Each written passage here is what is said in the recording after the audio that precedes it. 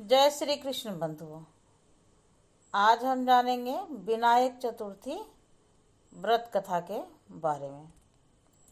हर माह 2 चतुर्थी का व्रत किया जाता है, एक शुक्ल पक्ष की चतुर्थी तिथि और दूसरा शुक्ल पक्ष की चतुर्थी तिथि का। कृष्ण पक्ष की चतुर्थी तिथि को संकटी चतुर्थी के नाम से जाना जाता है और शुक्ल पक्ष की चतुर्थी को विनायक चतुर्थी के नाम से जाना जाता है। दोनों ही चतुर्थी व्रत में भगवान गणेश की पूजा की जाती है और विनायक चतुर्थी व्रत में कथा सुनने और पढ़ने का विशेष महत्व है।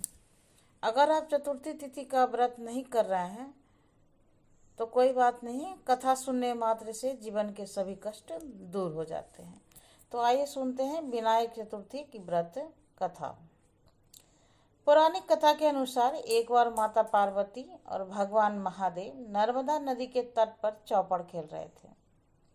खेल में हार जीत का फैसला करने के लिए महादेव ने एक घास का पुतला बना दिया और उसकी प्राण प्रतिष्ठा कर दी और इस तरह से एक बालक का निर्माण हो गया। भगवान महादेव ने बालक से कहा कि जीतने पर विजेता का फैसला करना। महादेव और माता पार्वती ने खेलना शुरू किया। कई खेल के बाद माता पार्वती जीत गई। खेल समाप्त होने के बाद बालक ने महादेव को विजयी घोषित कर दिया। यह सुनकर माता पार्वती क्रोधित हो गई और बालक को अपाहिज रहने का शाप दे दिया।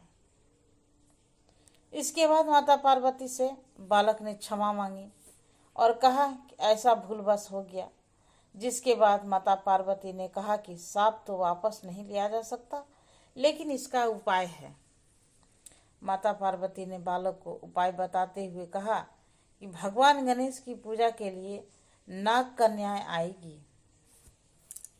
और तुमको उनके कहे अनुसार व्रत करना होगा, जिससे तुमको शाप से मुक्ति मिल जाएगी। बालक कई सालों तक सांप से जूझता रहा और एक दिन नाग कन्याएं भगवान गणेश की पूजा के लिए आई, जिनसे बालक ने गणेश व्रत की विधि पूछी।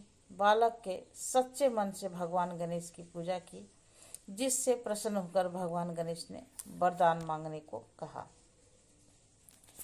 बालक ने भगवान गणेश से प्रार्थना की और कहा कि हे विनायक, मुझे इतने शक्ति दो कि मैं पैर से चलकर कैलाश पर्वत पर जा सकूं। भगवान गणेश ने बालक को आशीर्वाद दे दिया और अंतर्ध्यान हो गए। इसके बाद बालक ने कैलाश पर्वत पर भगवान महादेव को शाप मुक्त होने की कथा सुनाई। चौपड़ वाले दिन से माता पार्वती भगवान शिव से रुष्ट हो गई थी। बालक के बताए अनुसार भगवान शिव ने भी 21 दिनों का भगवान गणेश का व्रत किया। व्रत के प्रभाव से माता पार्वती के मन से भगवान महादेव के प्रति नाराजगी खत्म हो गई। मान्यता है कि भगवान गणेश की जो सच्चे मन से पूजा अर्चना और आराधना करते हैं, उसके सभी दुख दूर हो जाते हैं।